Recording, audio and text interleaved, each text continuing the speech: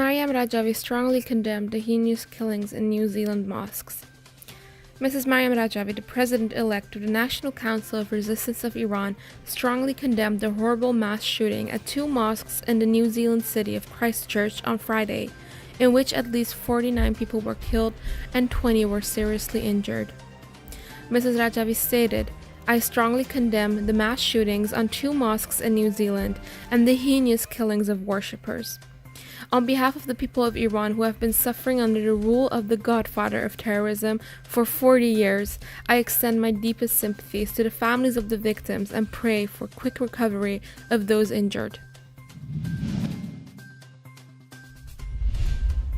Pompeo to UN Chief. Iran's activities undermine efforts to resolve conflicts.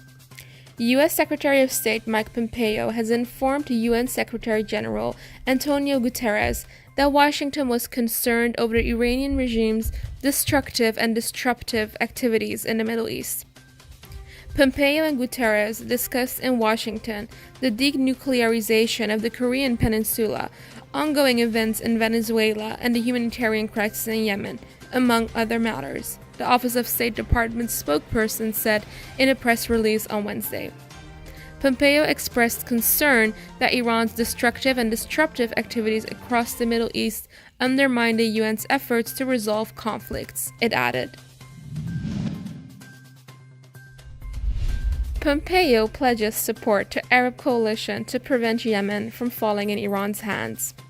U.S. Secretary of State Mike Pompeo reiterated on Friday his country's support for the Saudi-led Arab coalition to restore legitimacy in Yemen. In a press briefing, he declared, "If you truly care about Yemeni lives, you'd support the Saudi-led effort to prevent Yemen from turning into a puppet state of the corrupt, brutish Iran. If we truly care about Saudi lives, you'd want to stop Iran-backed Houthis from launching missiles into Riyadh. If you truly care about Arab lives in the region, you'd support allied efforts to prevent Iran from extending its authoritarian rule from Tehran to the Mediterranean Sea and on down to Yemen.